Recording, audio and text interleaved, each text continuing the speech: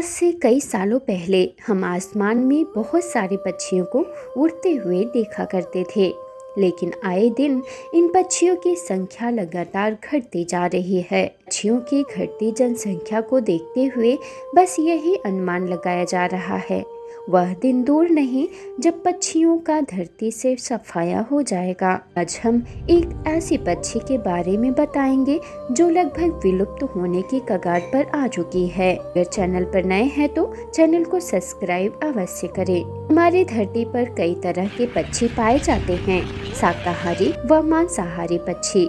इन्हीं में से एक थी मांसाहारी पक्षी गिद्ध, जो मरे हुए जीवों को खाया करता था। शायद आप गिद्ध को नहीं देखे होंगे, लेकिन आज से करीब 10 साल पहले ये बड़े आकार के पक्षी हर जगह पाए जाते थे। इन्हें प्रकृति का सफाई कर्मी भी कहा जाता है, क्योंकि ये मरे हुए जीव जंतुओं का सफाया करते थे। अक्सर गिद्ध भोजन की तलाश में ऊंची ऊंची उड़ानें भरा करते थे। इन पक्षियों के देखने व सुनने की क्षमता बाकी अन्य पक्षियों से तेज होती थी। एक रिपोर्ट के अनुसार इसकी सबसे ऊंची उड़ान 37,000 फीट के एल्टीट्यूड में देखा गया था। 37,000 फीट की एल्टीट्यूड पर यह एक एरोप्लेन से टकरा गई थी। तब इस प्लेन को इमरजेंसी लैंडिंग करा दिया गया था। साल 1991 के एक सर्वे के मुताबिक इन गिद्धों की संख्या उस समय 4 करोड़ थी, लेकिन 10 सालों के अंदर ही इनकी जनसंख्या में भारी गिरावट देखने को मिला और आज हालत इतनी बिगड़ चुकी है, ये लगभग विलुप्त होने की कगार पर आ चुकी हैं। भारत में मिलने वाली प्रजातियों में लंबी चोंच और पतली चोंच वाले गिद्धों की जनसंख्या में 97% की कमी देखी गई, लेकिन इससे भी बुरी हालत तीसरी प्रजाति सफेद गिद्ध की देखी गई, जिनकी जनसंख्या 1992 से 2007 के बीच 99% कम हो गया। साइंटिस्टों का कहना था ये मात्र ऐसी प्रजाति है जो इतने कम समय में इनकी संख्या में इतनी भारी गिरावट आई है। कथा कहानियों में मौत का संकेत माना जाने वाला गिद्ध अब खुद विलुप्त होने की कगार पर है। इतनी भारी गिरावट होने पर रिसर्चर को कुछ भी समझ में नहीं आ रहा था। नेशनल पार्क भरतपुर में भी इनकी जनसंख्या में भारी कमी को देखा गया। साल 1987 में इस पार्क में 363 गिद्धों की गिनती की गई थी, जो 1996 आते आते आधी हो चुकी थी। सभी जगह मरे हुए गिद्ध दिखाई दे रहे थे। सन 2000 तक आते आते इस पार्क में गिद्धों की एक भी जनसंख्या नहीं बची। अन्य जगहों में भी यह खबरें आने लगी।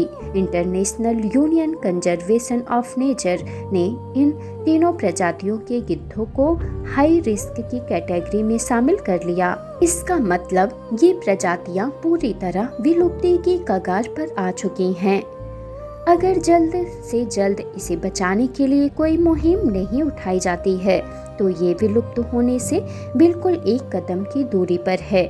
तेजी से गिद्धों की जनसंख्या में कमी होने के कारण को समझ पाना इतना आसान नहीं था। पक्षियों की आबादी में कमी होने के कई कारण हो सकते थे, जैसे कि शिकार करना, महामारी या कोई प्राकृतिक घटना। लेकिन जिस तरह से गिद्धों में कमी आती गई, इसको समझ पाना बेहद ही मुश्किल है। शुरुआत में कुछ साइंटिस्टों ने विलुप्त के कारण का पता लगाने के लिए मरे हुए पशुओं के शरीर में कीटनाशक के अंशों को मिलने को जिम्मेदार माना। भारत के अलावा अन्य देशों में भी गिद्धों के विलुप्त पर ध्यान गया। साइंटिस्टों ने पाकिस्तान में भी गिद्धों के मरने की टेस्टिंग की। इस रिपोर्ट में यह पाया गया कि गिद्धों के मरने का सबसे अहम कारण डिक्लोफेनिक नामक इंजेक्शन को पाया। यह एक दर्द और सूजन को खत्म करने वाली इंजेक्शन है। इसका उपयोग जानवरों पर किया जाता था जब ये गिद्ध ऐसे जानवरों को खाते थे जिसे हाल ही में इंजेक्शन दिया गया हो। इन इंजेक्शन के कारण गिद्धों की किडनी खराब हो जाती थी और आखिर में इनकी मौत हो जाती थी। डिक्लोफेनिक दवा बेसिकली इंसानों के लिए बनाया गया था, लेकिन ये बाद में जानवरों के लिए भी उपयोग में लाया गया। ये इंजेक्शन इनमें से 3 प्रजातियों को अधिक प्रभावित करता है, यूरेशियन ग्रेफिन, हिमालयन ग्रेफिन। इन दोनों प्रजातियों पर भी इसका प्रभाव अधिक पड़ा, लेकिन इसकी तादाद में इतनी तेजी से गिरावट नहीं हुई। ये दोनों ऐसे गिद्ध थे जो ऊपरी हिमालय क्षेत्र में अंडे देते थे और मध्य एशिया तक उड़ान भरते थे। ये गिद्ध बड़े आसानी से मरे जानवरों को खा जाते थे, जिससे प्रकृति की सफाई हो जाती थी, क्योंकि सभी बैक्टीरिया और सूक्ष्म जीवों को पनपने नहीं देते थे। घबराने की बात तो तब हुई जब गिद्धों के न होने पर टीबी और एंथ्रेक्स जैसी बीमारियां तेजी से पनपने लगी। इन गिद्धों के विनाश से ज्यादातर प्रभाव पारसी समुदाय के एक अहम रिवाज पर पड़ा।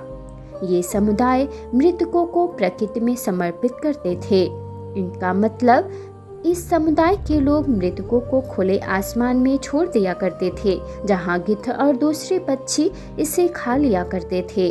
पर गिद्धों के न होने की वजह से ये परंपरा खत्म होती दिखाई दे रही है। एक रिपोर्ट के अनुसार सफेद गिद्धों की जनसंख्या 43% की दर से गिर रही थी।